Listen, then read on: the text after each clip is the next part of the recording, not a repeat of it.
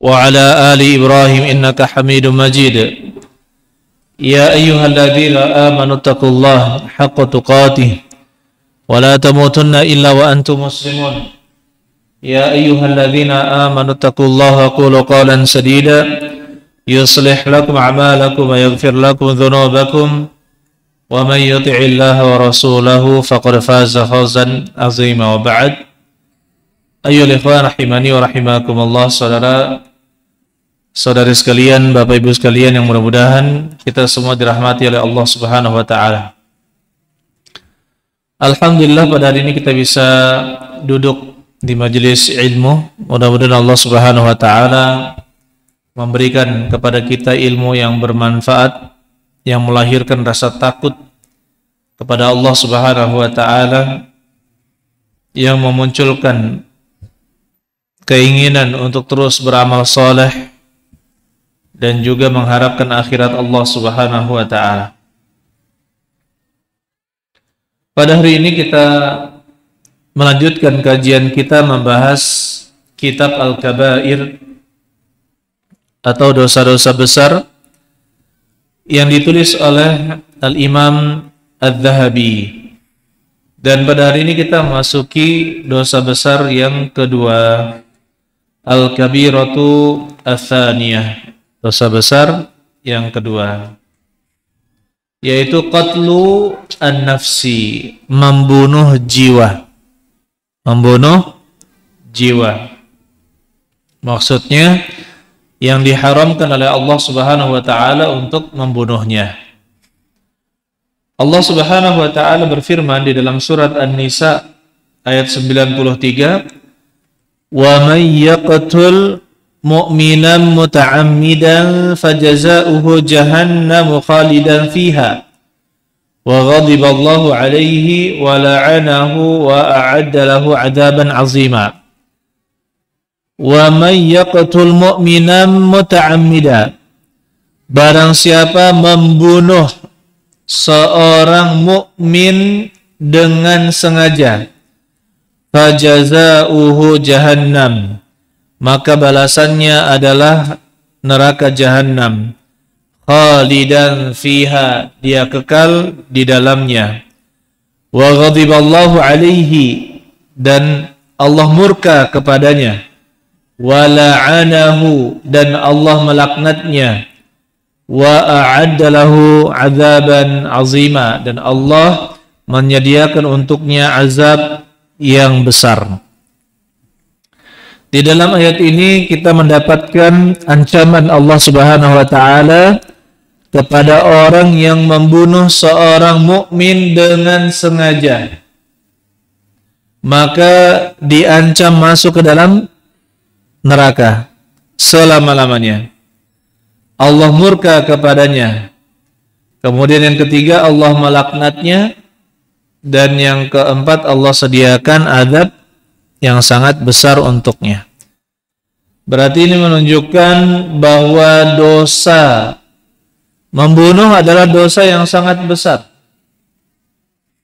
Meskipun menurut ahli sunnah wal jamaah, seorang membunuh seorang muslim yang lain itu tidak mengeluarkan dari agama Islam, tetapi dia telah terjatuh ke dalam dosa yang sangat besar.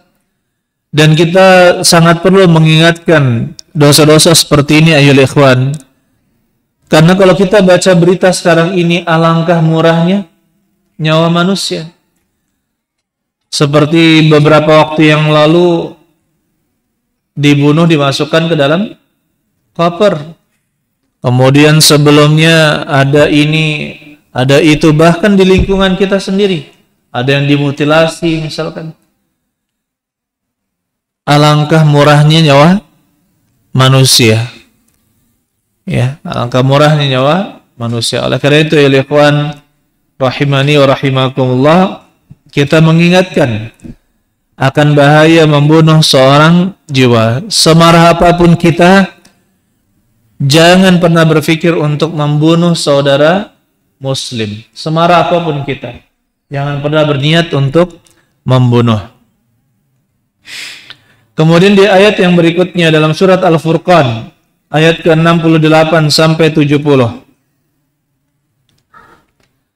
Walladzina la yad'una ma'allahi ilahan akhar wa la yaqtuluna an-nafsa allati harramallahu illa bil haqqi wa la yaznun wa man yaf'al dhalika yalqa athama yudha'af lahu al-'adzabu yawmal qiyamati wa yakhlud fihi muhana illa man taba wa amana wa 'amila 'amalan shalihan, dan seterusnya.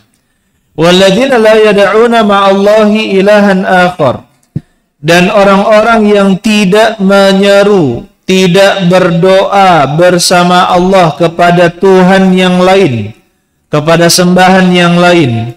Wala yaqtuluna an-nafsa allati harramallahu illa bil haqqi, dan mereka tidak membunuh jiwa yang Allah haramkan illa bil haqqi, kecuali dengan hak, kecuali dengan hak.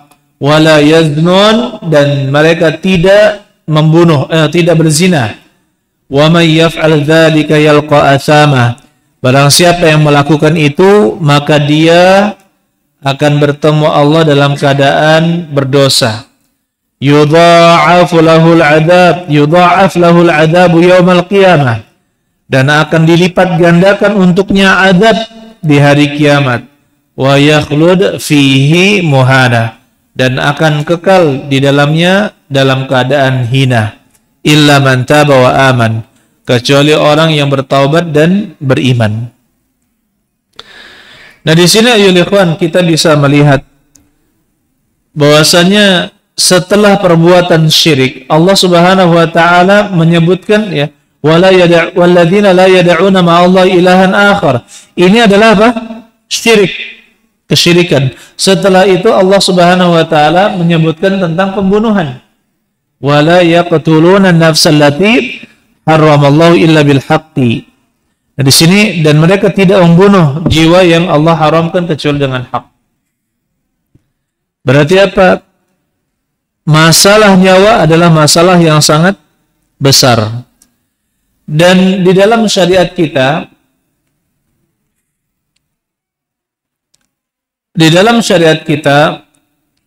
Allah Subhanahu wa taala menjaga 5 hal. Menjaga 5 hal. Yang ke-5 hal ini disebut dengan daruriyatul khams. Hal pokok, menjaga 5 hal yang sangat penting. Yang pertama adalah hifzu ad-din. Allah Subhanahu wa taala menjaga agama. Yang kedua adalah hifzu an-nafsi. Yang kedua adalah menjaga jiwa. Menjaga jiwa. Yang ketiga adalah hifzul aql. Menjaga akal manusia. Yang keempat adalah wa hifzu al-'ird, menjaga kehormatan atau nasl atau al-hasab, ya, menjaga kehormatan seseorang. Yang kelima adalah hifzul mal, menjaga apa? Harta, menjaga harta. Baik. Oleh karena itu, di sini 5 hal ini dijaga di dalam syariat.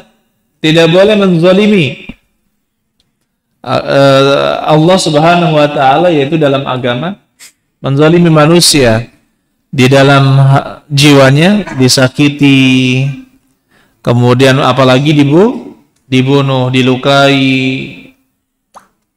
dengan tanpa hak, maka di situ sangat besar. Ya, oleh karena itu ya ikhwan, ini menjadi peringatan. Pada ayat ini Allah Subhanahu wa taala memperingatkan orang itu akan dibangkitkan dalam keadaan menjadi pendosa dan akan dilipat gandakan azab untuknya di hari kiamat dan dikekalkan di dalamnya muhana, dalam keadaan hina. Kemudian yang ketiga, dalil yang ketiga, firman Allah Subhanahu wa taala dalam surat Al-Maidah ayat yang ke-32. Man qatala nafsan bighairi nafsin aw fasadin fil ardi faka'annama qatala an-nasa jami'a. Barang siapa membunuh seorang jiwa bighairi nafsin, bukan karena dia telah membunuh jiwa juga, aw fasadin fil ardi, atau bukan karena dia melakukan pengerusakan di muka bumi, faka'annama qatalan nasa jami'a, maka seolah-olah dia telah membunuh seluruh manusia. Ini di dalam surat Al-Maidah ayat 32. Jadi orang yang disebutkan di dalam ayat ini, orang yang membunuh jiwa dengan tanpa hak, ya, dengan tanpa hak. Yang hak itu bagaimana? Disebutkan dua hal di dalam ayat ini, yaitu kalau dia telah membunuh orang lain, maka dia diapakan? Diqisas.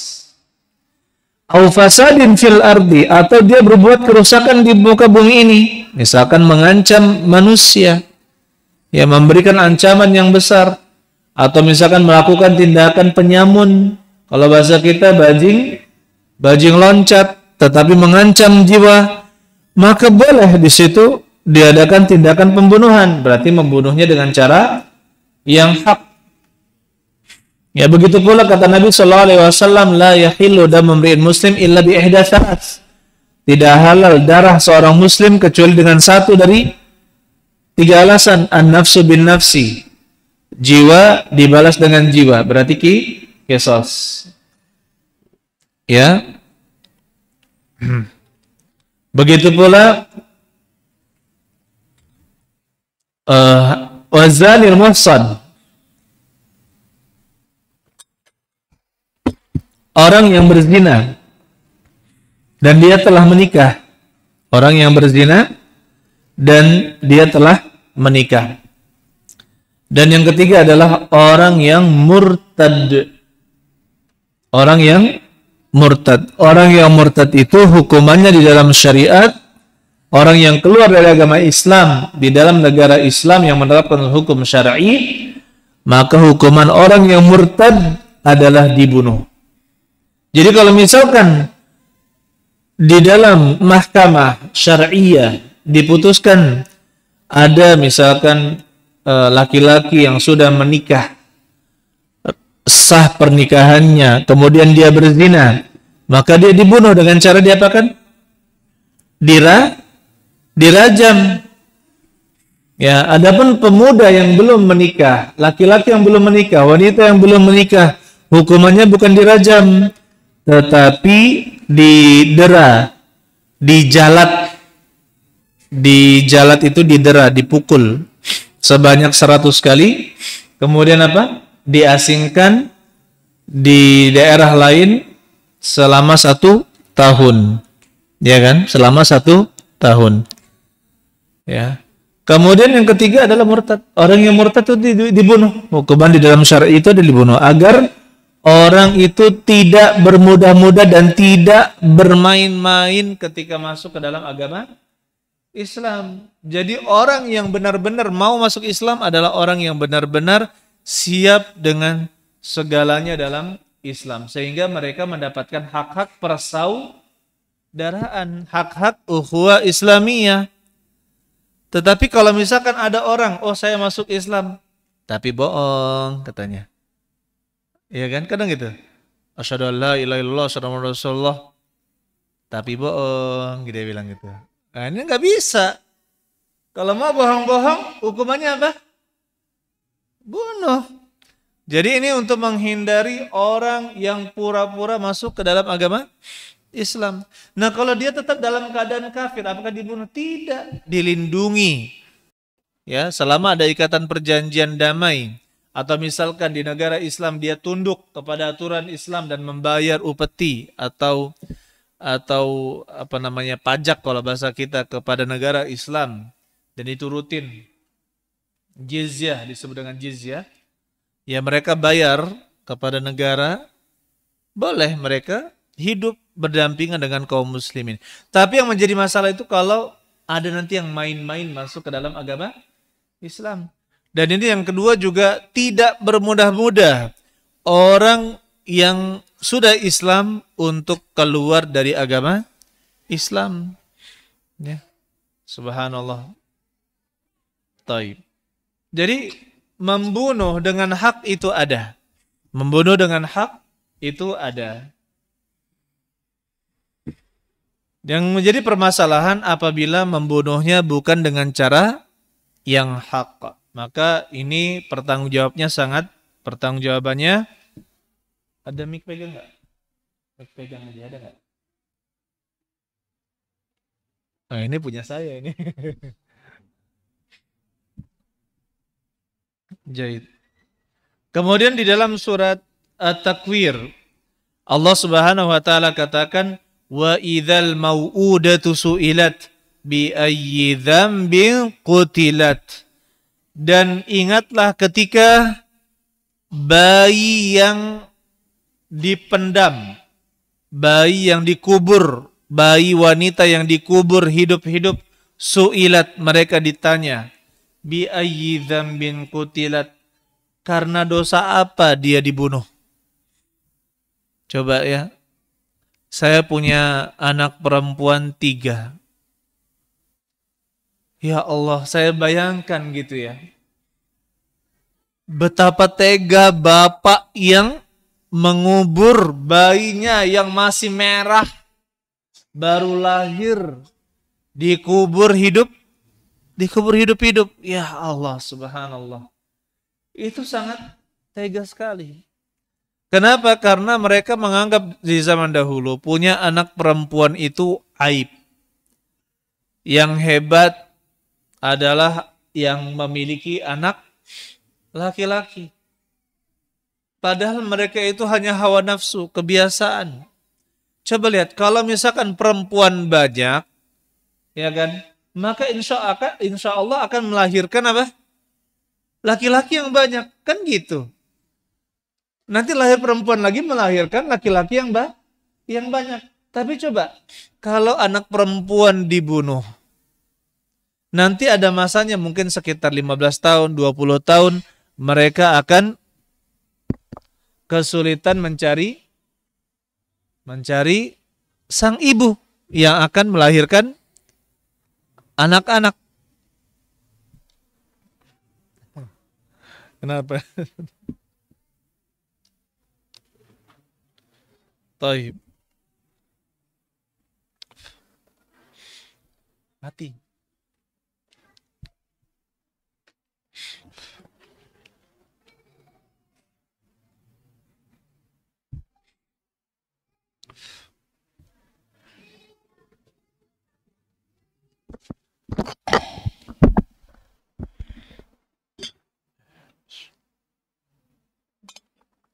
Ya, insyaallah. Tes.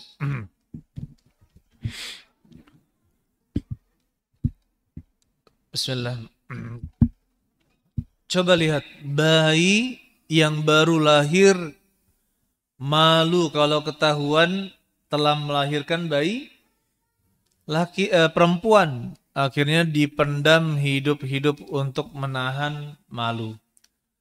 Subhanallah, begitu tega, betapa teganya ada seorang bapak melakukan hal seperti itu. Apa ibunya tidak melawan? Ibunya tidak melawan. Zaman dahulu istri itu tidak memiliki kemampuan seperti sekarang. Ya kan? Kalau sekarang cerewet, gitu kan? Oh, zaman dulu nggak bisa. Zaman dahulu nggak bisa. Yang ke-8 kita bahas ada dalil. Wa qala Nabi sallallahu alaihi wasallam, berkata Nabi sallallahu alaihi wasallam, ijtanibus sab'al mubiqat. Jauhilah oleh kalian 7 hal yang membinasakan. Fadzakara qatlan nafsi allati harramallah. Kemudian beliau menyebutkan diantaranya adalah membunuh jiwa yang Allah haramkan. Membunuh jiwa yang Allah haramkan. Berarti membunuh itu adalah dosa besar yang sangat besar.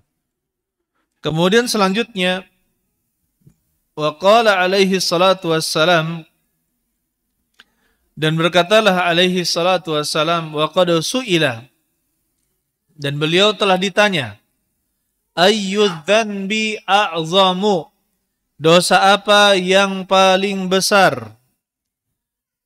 Qala, beliau menjawab, an taj'ala lillahi niddan, engkau menjadikan bagi Allah ada saingan, wa huwa khalaqaka, sedangkan Allah lah yang menciptakan kamu.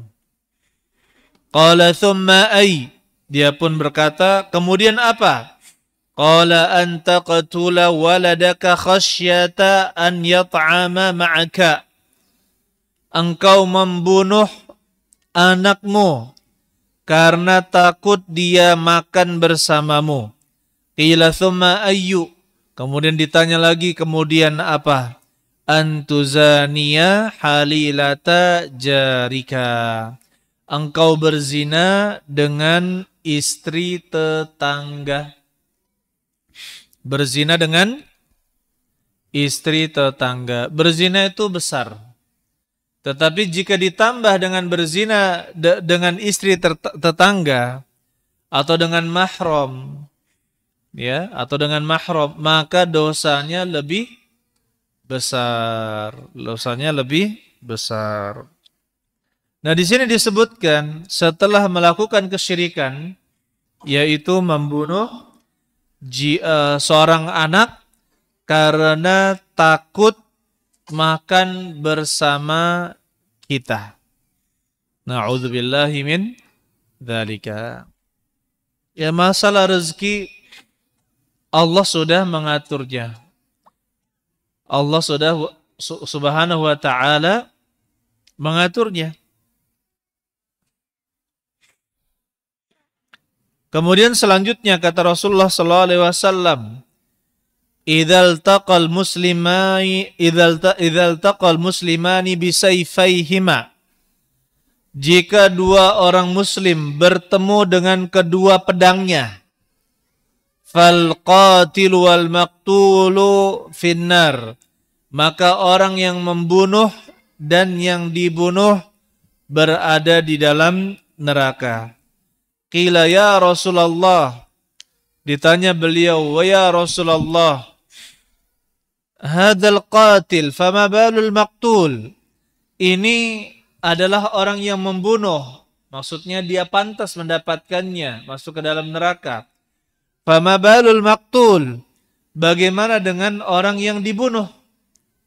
Qala, beliau menjawab, innahu kana harisan ala qatli sahibihi, sesungguhnya dia telah bersemangat untuk membunuh sahabatnya.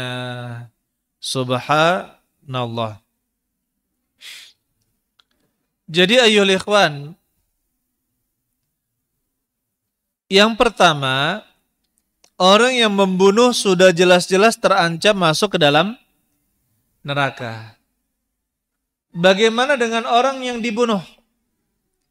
Ini menunjukkan bahwasanya perbuatan yang sudah menjadi azam, tekad, dan sudah melakukan perbuatannya meskipun tidak berhasil, maka tetap dicatat sebagai perbuatan dosa. Apabila dia sudah bertekad dan melakukan langkah menuju perbuatan yang haram tersebut, maka dia telah terjatuh ke dalam perbuatan dosa. Kita lihat yang terbunuh ini, dia sudah berniat untuk membunuh, hanya saja dia kalah. Coba dia tidak kalah, dia sudah berniat membunuh saudaranya yang lain, bukan berniat hanya menangkis, bukan berniat hanya menghindari sabetan pedang, tidak, tetapi ingin membunuh juga. Maka di sini dikatakan tekad yang sudah disertai dengan usaha, itu terhitung sebagai perbuatan dosa. Contohnya ada seorang ingin kerja malam tapi bawa linggis. Kerja malam, jam 2 malam bawa linggis. Ya kan? Bawa linggis. Ada rumah orang kaya sudah diincar. Katanya sebelum melakukan aksi itu sudah berkali-kali dikunjungi, dipelajari selahnya gitu ya. Kemudian terkadang mereka ada simbol-simbol yang mereka pasang antara mereka, di mana target ini ingin mencuri di malam hari, jam 3 malam misalkan, jam 3 malam, bawa linggis. Tapi ternyata ketika mau beraksi jam 3 malam, di sana ada polisi sedang patroli. Keliling-keliling, kanan kiri. Ada polisi dan juga ada satpam, plus hansip. Ya, plus hansip. Akhirnya dia tidak jadi mencuri. Tercatat sebagai dosa atau tidak? Hah? Tercatat sebagai dosa atau tidak? Tercatat. Orang sudah bawa linggis. Berarti apa? Dia sudah bertekad plus ada usaha. Ya. Tekad digabungkan dengan usaha itu sudah tercatat sebagai perbuatan dosa. Beda kalau seorang itu hanya berkeinginan saja. Contohnya, misalkan nanti malam saya mau main gaplek. Nanti malam saya sama kawan-kawan mau main gaplek. Sudah diniatkan, ditemani dengan botol. Ditemani dengan botol. Sama apa? Botol kecap. Baca pula itu. Sudah niat. Ya, dia bertekad, tapi belum berangkat, ya, belum ini. Dia tidak persiapkan botolnya atau tidak persiapkan gelasnya. Belum ada usaha, hanya berniat. Tapi tidak jadi karena dia terlalu ngantuk, tiduran. Maka seperti itu, baru niat, belum ada usaha, tidak tercatat sebagai perbuatan dosa. Subhanallah. Jadi paham di situ perbedaannya ya. Tekad dan usaha meskipun belum dijalankan itu sudah tercatat sebagai perbuatan dosa. Sama seperti ini. Dia telah bertekad dan berusaha. Kenapa? Dia sudah ambil pedang. Berarti sudah ada usaha juga untuk membunuh saudaranya. Maka di sini al-maqtul juga di neraka. Orang yang dibunuh tempatnya juga di neraka. Kemudian selanjutnya kata Rasulullah sallallahu alaihi wasallam, la yazalul mar'u fi fushatin min dinihi ma lam yatanadda bidamin haram. Senantiasa seorang dalam kelapangan dalam agamanya selama belum menyentuh darah yang diharamkan. Ya, la yazalu al-mar'u fi fushatin min dini ma lam yamassa daman harama atau malam yusib daman harama. Senantiasa seorang itu dalam kelapangan dalam agamanya selama dia belum menyentuh darah. Maksudnya apa? Seluruh dosa selain membunuh itu potensi beristighfar dan dimaafkan itu sangat besar. Ya, potensi dia beristighfar dan dia bertaubat, itu dimaafkan oleh Allah Subhanahu wa taala sangatlah besar. Mengapa ayol ikhwan rahimani wa rahimakumullah? Kalau seorang itu misalkan mencuri, seorang itu mencuri, dia telah berdosa apa tidak kepada Allah? Berdosa. Kemudian dia telah berbuat zalim tidak kepada yang punya harta? Ya, dia telah berbuat zalim kepada yang punya harta. Tetapi masih bisa diselesaikan selama dia di mana? Di dunia. Yang pertama, kepada Allah dia minta ampun. Kepada manusia yang diambil hartanya, dia minta maaf dengan cara mengembalikan hartanya kepada orang tersebut. Berarti selesai. Dosanya diampuni. Ada kesempatan. Ketika seorang misalkan apa contohnya? Dosa yang lain, minum minuman keras. Maka kaitannya dengan siapa? Dengan Allah Subhanahu wa taala. Seorang pernah menampar atau memukul orang lain tidak sampai terbunuh. Urusannya bisa diselesaikan di dunia. Yang pertama, dia minta ampun kepada Allah Subhanahu wa taala. Yang kedua, dia hubungi orang tersebut. Misalkan sudah ditinju ya bengkak, kayak gini, atau biru legam, dia bisa minta maaf kepada orang tersebut dan ada namanya uang damai, ya kan? Ada nggak uang damai biasanya kan? Berapa lah uang damainya? Kan gitu. Selesai. Setelah itu kasusnya selesai. Tapi kalau membunuh itu 3 dosa yang dia lakukan. Yang pertama, dia kepada Allah Subhanahu wa taala. Yang kedua, dia zalim kepada keluarga yang terbunuh.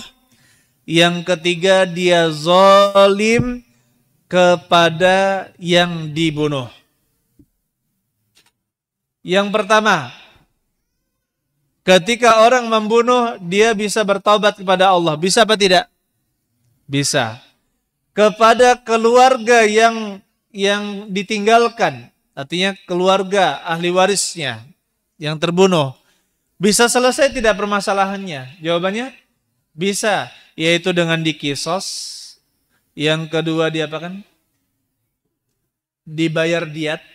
Atau yang ketiga, pilihan ini, dimaafkan. Selesai. Bisa diselesaikan di mahkamah, di pengadilan, selesai.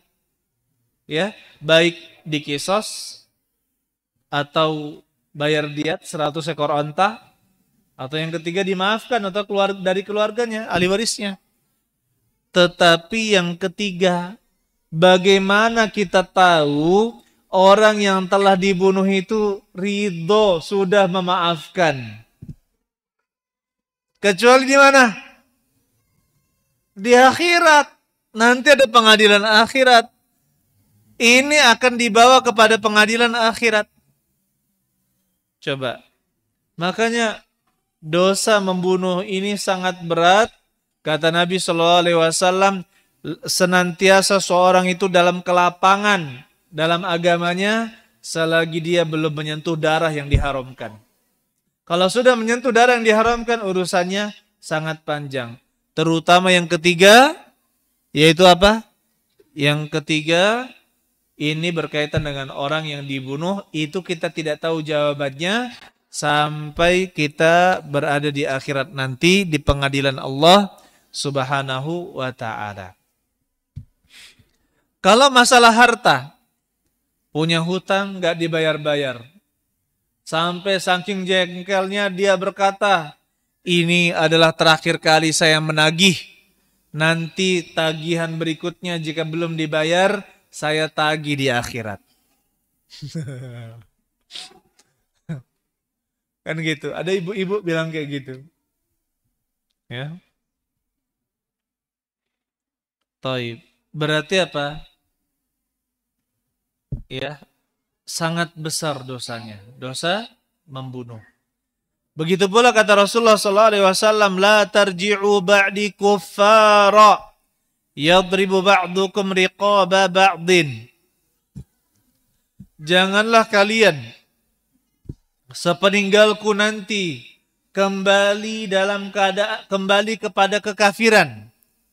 Yadribu ba'dukum riqaba ba'din. Kalian memenggal leher sebagian yang lain. Sebagian kalian memenggal sebagian yang lain.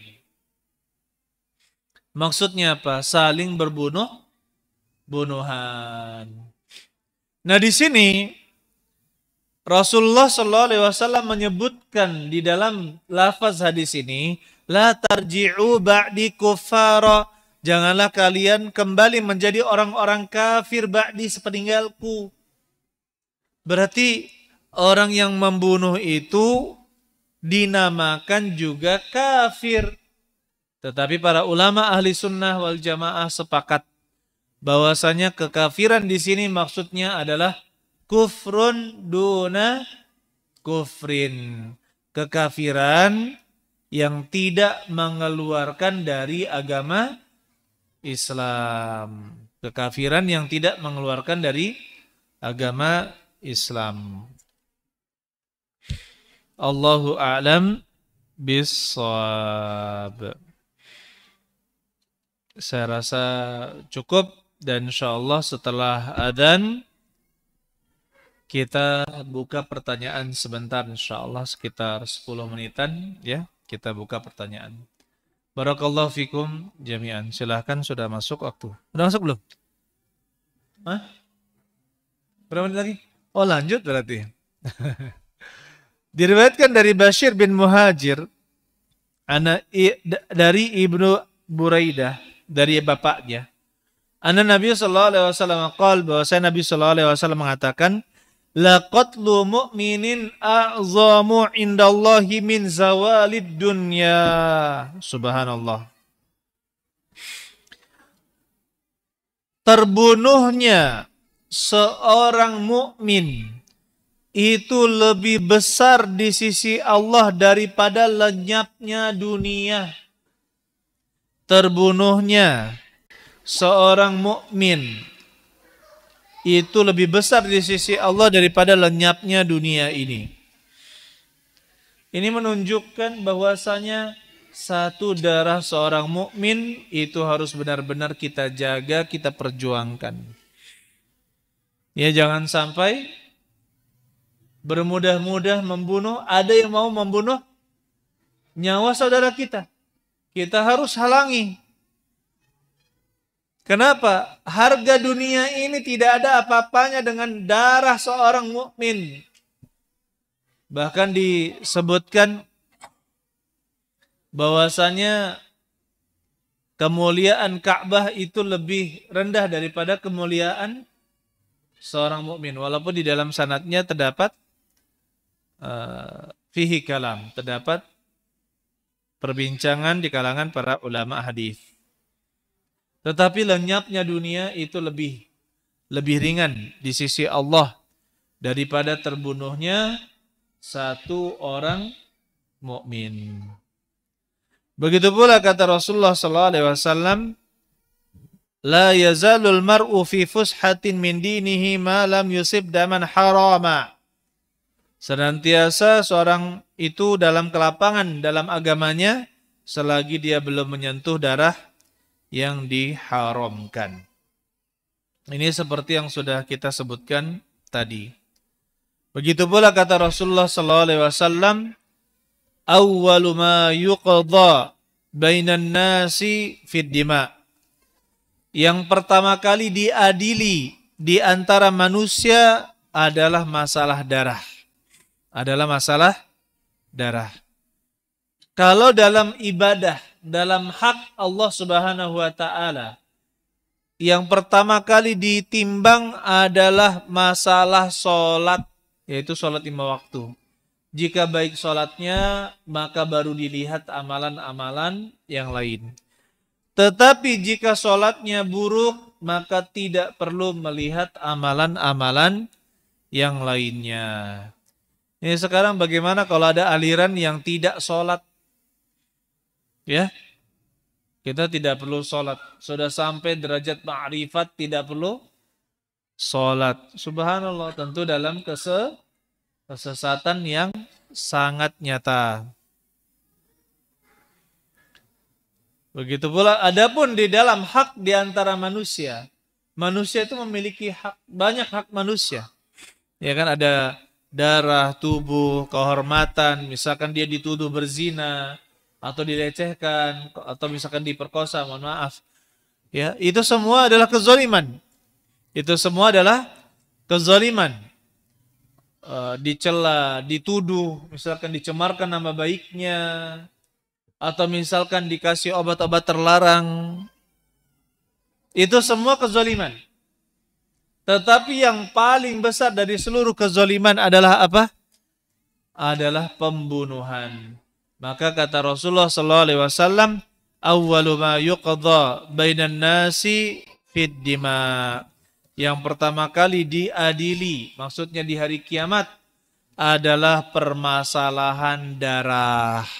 Permasalahan darah. Na'udzubillahi min dzalika. Mudah-mudahan Allah Subhanahu wa taala menjaga tangan-tangan kita dari membunuh saudara kita muslim.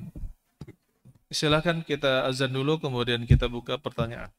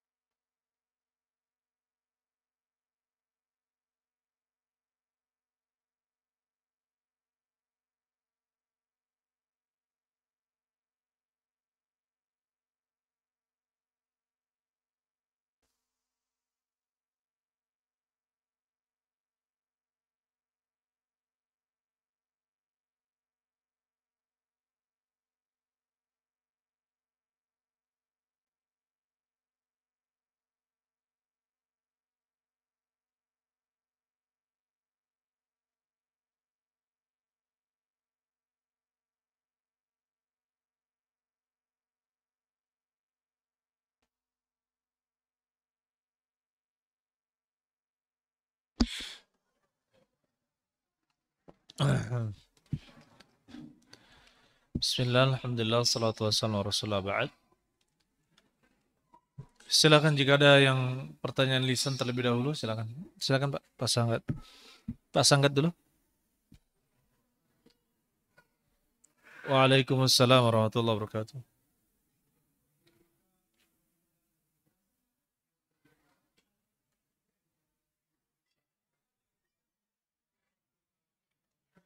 Masih apa?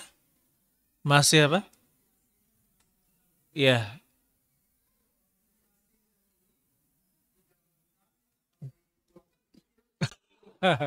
Ya, Jahid, bagus. Setelah bagaimana kalau ada pemuda atau pemudi berzina, kan hukumannya didera atau dijalat selama sebanyak 100 kali, kemudian diasingkan. Asingkannya nih bagaimana? Jadi saya pernah bertanya dengan teman. Jadi yang pertama, pengasingannya itu di daerah jarak safar. Daerah jarak safar. Jadi kalau ke sana berarti lebih dari 80 kilometer daerahnya. Kemudian penerapannya dalam negara Islam itu menjadi tahanan kota. Kalau bahasa kita itu tahanan kota. Wajib lapor terus. Misalkan ditetapkan pagi laporan, siang laporan, sore laporan. Jam 10 laporan. Seperti itu, selalu laporan. Jadi tidak memungkinkan baginya untuk apa? Untuk pergi ke daerah lain. Ya, jadi ada namanya tahanan kota seperti itu. Jadi dia tidak boleh keluar dari kota tersebut. Ya, Allah alam bisawab. Dan itu sangat baik sekali. Ketika dia diasingkan, maka ada kesempatan untuk berubah menjadi lebih baik dan dia juga tidak tercela. Kalau misalkan terus-terusan dicela oleh kaumnya di tempat dia berzina, maka akan down. Mentalnya juga akan rusak. Ya kan gitu. Ya, dihukum apa hukuman sosial kalau bahasa kita ya. Hukuman sosial dicela. Tapi kalau dia pindah setelah didera, maka dia diasingkan selama 1 tahun. Ini kesempatan untuk dia berbenah diri menjadi orang yang lebih baik dan bertakwa insya Allah. Allah alam bisawab. Ada lagi silakan Pak. Waalaikumsalam warahmatullahi wabarakatuh.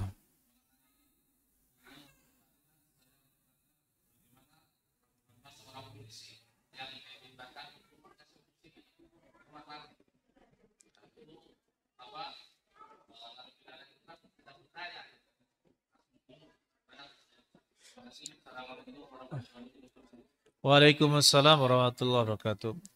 Yang pertama, bagaimana kalau seorang polisi ya diperintahkan oleh komandannya untuk mengeksekusi mati. Taib. Dan yang pertama ya ikhwan, komandan itu juga tidak sembarangan dalam mengambil tindakan. Ya, dalam mengambil tindakan. Dan ada beberapa soal yang pernah polisi tanyakan ke saya. Rata-rata itu adalah sudah memenuhi persyaratan ya untuk mengeksekusi mati. Contohnya ada gembong narkoba besar atau gembong preman besar. Dia pernah membunuh, dia pernah begini. Ya kemudian dia sangat sudah menjadi bandar seperti itu kan. Kemudian komandannya mengatakan ini kita eksekusi karena dia ini preman besar. Ya, suka menzolimi dan sebagainya. Maka pada saat itu tidak menjadi masalah. Kita taat kepada komandan kita. Begitu pula pernah terjadi seperti misalkan mereka bersenjata. Mereka bersenjata. Ada yang namanya tindakan terukur, ya kan? Tindakan terukur. Jadi di dalam syariat kita juga tidak menjadi masalah. Di dalam syariat kita, kalau misalkan ada pencuri di rumah kita, boleh tidak kita langsung bunuh? Tidak boleh. Jadi kita harus misalkan menangkap. Kalau tidak bisa menangkapnya, ya atau dia mengancam membunuh kita, maka kita misalkan patahkan tulangnya dulu. Tidak boleh langsung kita bunuh. Kalau dia tidak bisa kecuali dengan dibunuh, barulah dibunuh. Barulah dibunuh. Nah sama, kalau misalkan dia memiliki senjata api, kemudian sudah juga ditembakkan kepada pasukan yang mengejar mereka. Kemudian komandan bilang, bunuh dia, tidak menjadi masalah itu. Itu tidak menjadi masalah. Begitu pula ayyuhal ikhwan, kalau itu sudah menjadi ketetapan. Ya, negara memenetapkan seperti orang yang berbuat kerusakan di muka bumi, itu ditetapkan, kemudian dia menyuruh untuk mengeksekusi mati seperti itu, maka itu tidak menjadi masalah. Nah, tapi kasusnya yang menjadi masalah itu kalau bawahan ya tidak tahu sebabnya. Tidak tahu sebabnya tiba-tiba disuruh bunuh orang. Tidak tahu sebabnya tapi disuruh bunuh orang. Maka kita katakan di sini antara dua keadaan. Apakah dia dalam keadaan terpaksa ataukah bisa memilih? Kalau dia dalam keadaan terpaksa, misalkan kalau dia tidak membunuh maka diancam dibunuh juga oleh komandannya, maka berarti tidak ada pilihan. Dia terpaksa, ya, dan dia tidak berdosa dalam hal ini. Darahnya pun itu dibebankan kepada komandan yang telah membunuh, yang menyuruh. Tidak dibebankan kepada dia. Kenapa? Karena dia hanya sebagai alat. Sebagai alat. Dan masalahnya kalau misalkan dia itu bisa memilih. Ini yang menjadi masalah. Kalau dia bisa memilih, tapi dia juga menyetujui perbuatan tersebut membunuh, maka ini masuk dalam persekongkolan pembunuhan. Walaupun 100 orang bersekongkol untuk membunuh, maka semuanya akan dikisos.